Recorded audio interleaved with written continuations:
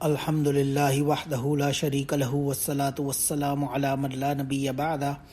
اما بعد بسم اللہ الرحمن الرحیم اللہم صلی علی محمد وعلی آل محمد کما صلیت علی ابراہیم وعلی آل ابراہیم انک حمید مجید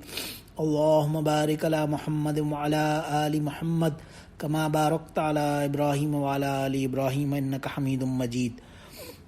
یہ حدیث ہے حضرت ابن عباس رضی اللہ تعالیٰ عنہ سے۔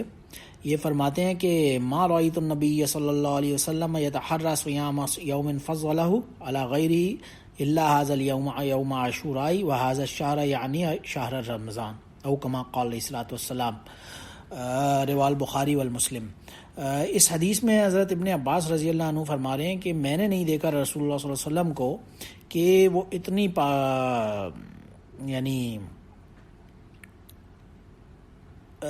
فضیلت والے دن کے روزے کا اتنا زیادہ اہتمام فرماتے ہوں اور اتنی فکر کرتے ہوں کسی دن کے روزے کا، جتنا کہ ایک تو یوم عاشورہ کے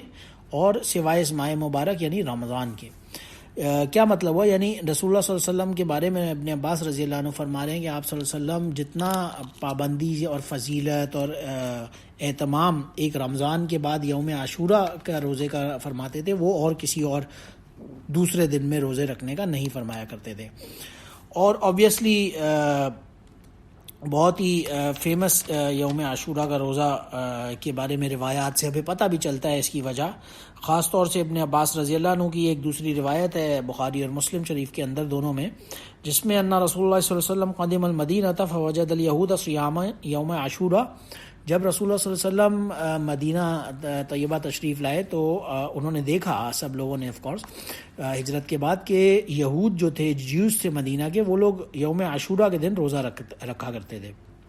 فقال لهم رسول اللہ صلی اللہ علیہ وسلم ما هذا اليوم الذي تصوموه، تو آپ صلی اللہ علیہ وسلم نے یہودیوں سے یعنی کہ جیوز سے پوچھا کہ تم لوگ اس دن کیوں روزہ رکھتے ہو؟ اس پر فقالوا، انہوں نے فرمایا، یہودیوں نے کہا کہ هذا يوم عظیم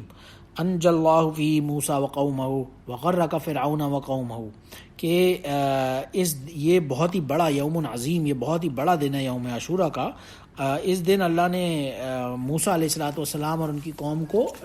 نجات دلائی تھی اور فرعون کو اور اس کے لشکر کو غرق کیا تھا۔ تو اسی خوشی اور اس سکسیس کی وجہ سے موسیٰ علیہ الصلوۃ والسلام شکراً یعنی کہ اللہ کا شکر ادا کرنے کے لیے روزہ رکھا کرتے تھے، اور یہی وجہ ہے کہ فنحن نصوم، ہم بھی اسی وجہ سے روزہ رکھتے ہیں۔ اس پر رسول اللہ صلی اللہ علیہ وسلم نے انہیں کہا کہ فنحن احق و اولا بموسیٰ منکم، کہ ہم تو زیادہ حقدار ہیں موسیٰ علیہ السلام کے بارے میں تم سے بھی، اور اسی لیے فصامہ، آپ صلی اللہ علیہ وسلم نے بھی پھر روزہ رکھنا شروع کیا، وامر بصیامی، اور آپ صلی اللہ علیہ وسلم نے دوسروں کو بھی تلقین کی کہ اس دن روزہ رکھا کریں۔ پھر شروع میں یہ واجب سمجھا جانے لگا اور بہت پابندی سے مسلمانوں کے اوپر ایمفسس سے روزے رکھے گئے رکھنے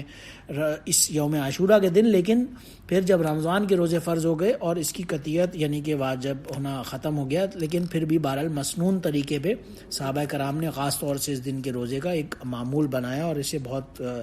شوق سے رکھنے کی اس دن خاص طور سے ایک اہتمام فرمایا۔ لیکن ایک اس روایت سے یہ بظاہر تو ظاہر پتہ چلتا ہے کہ مدینہ آنے پر یہ انکشاف ہوا تھا، لیکن ایک بخاری اور مسلم میں ہی دوسری ابن عائشہ رضی اللہ عنہ کی روایت ہے جس میں صریح طور پر موجود ہے کہ قریش جو مکہ تھے وہ قبل از اسلام بھی یوم عاشورہ کا روزہ رکھا کرتے تھے، اور یعنی کہ قریش مکہ میں بھی رواج تھا اس دن روزہ رکھنے کا، اور نبی کریم صلی اللہ علیہ وسلم کا پہلے سے ہی معمول تھا روزے رکھنے کا، یعنی کہ ہجرت سے پہلے مکہ معظمہ میں بھی آپ صلی اللہ علیہ وسلم اس دن خاص طور سے روزہ رکھا کرتے تھے۔ ہاں آف کورس کسی دوسرے کو نہیں کہتے تھے کہ روزہ رکھو، جیسے کہ یہاں پہ اس روایت میں آیا ہمارا بصیام ہی، تو آپ صلی اللہ علیہ وسلم مکہ کی زندگی میں دوسروں کو نہیں اہتمام سے اس کی تلقین کیا کرتے تھے، لیکن خود اہتمام سے روزہ رکھا کرتے تھے۔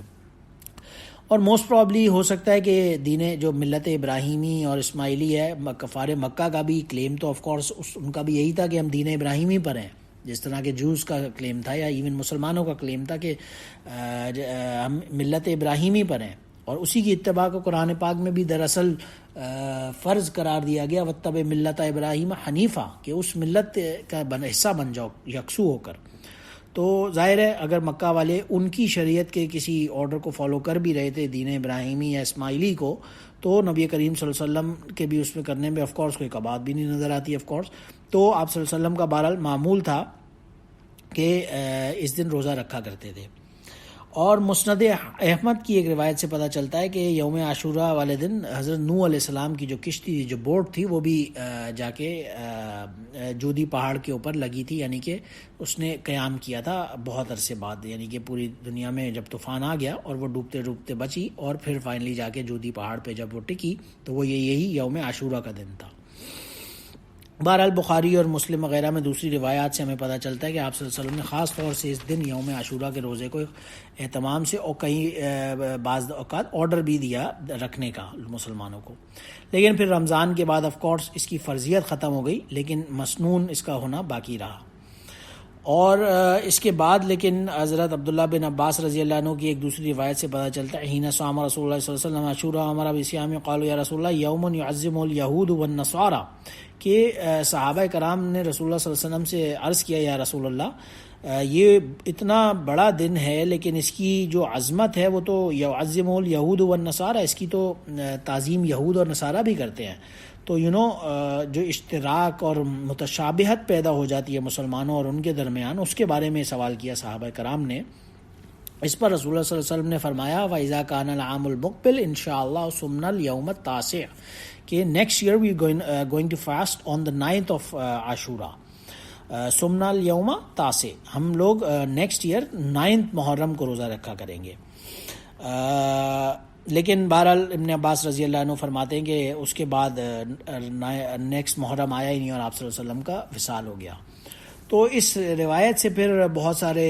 علماء نے یہ نقطہ نکالا کہ متشابہت سے بچنے کا طریقہ یہ ہے کہ 9th کو روزہ رکھ لیا جائے اس روایت پر عمل کرتے ہوئے، اور 9th اور 10th دونوں کے ملا کے رکھ لیا جائے. لیکن بعض علماء نے مائنورٹی میں کچھ یہ بھی اس سے مطلب نکالا کہ نہیں، 10th کی جگہ ہم لوگ یوم الیوم تاسع کا مطلب یہ ہوگا کہ ہم 10th کو نہیں بلکہ ہم صرف 9th محرم کو روزہ رکھیں گے. لیکن بہرحال 9 10 دونوں کے افضلیت اپنی جگہ برقرار. ظاہر ہے موسیٰ علیہ السلام کو اس دن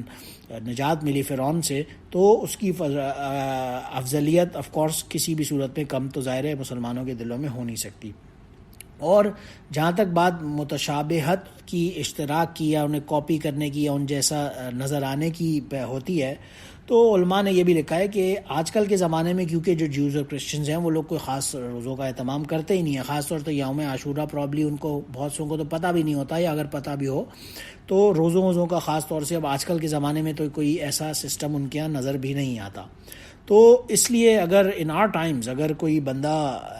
صرف 10 محرم کو بھی روزہ رکھ لے تو بھی کوئی متشابہت کا چانس نہیں پیدا ہو شاید، کاز وہ لوگ جب 10 کو خود ہی نہیں رکھ رہے تو ہم نے تو روزہ رکھنا ہے اگر 10 محرم کو، تو وہ اسی لیے رکھنا ہے خالی کہ اس دن افضل دن اللہ نے بنایا اور اس دن کی برکات اپنی جگہ، تو اسے حاصل کرنے کے لیے اور اپنی نبی کی علیہ الصلوۃ والسلام کی سنت پر عمل کرنے کے لیے اگر کوئی صرف 10 کا بھی روزہ رکھ لے تو انشاءاللہ ضرور اجر ملے گا. اور بہرحال اس روایت کے اوپر عمل کرتے ہوئے 9th اور 10th کا رکھ لے، یا علماء نے لکھا ہے پھر اگر متشابہت سے بچنے کے لیے 10th اور 11 محرم کا رکھ لے تو اس صورت میں بھی انشاءاللہ وہ عظیم اجر حاصل کرنے کا ڈیفینیٹلی موسٹ سرٹنلی حقدار انشاءاللہ تعالی ہوگا. بہرحال جو بھی ہے، لیکن محرم کے بعد اگر نبی کریم صلی اللہ علیہ وسلم نے کسی روزے کا اتنا اہتمام فرمایا ہو تو وہ یہی 10 محرم کا روزہ تھا، جس کے لیے خاص طور سے تلقین بھی فرمائی اور بہت ساری احادیث اور روایات سے ہمیں اس کی ترغیب بھی ملتی ہے. بہرحال اللہ ہمیں اس دن خاص طور سے روزے کا اہتمام کرنے کی توفیق عطا فرمائے. سبحان ربک رب العزت عما یصفون وسلام علی المرسلین والحمد للہ رب العالمین. سبحانک اللہم اشہد ان لا الہ الا انت استغفرک واتوب الیک.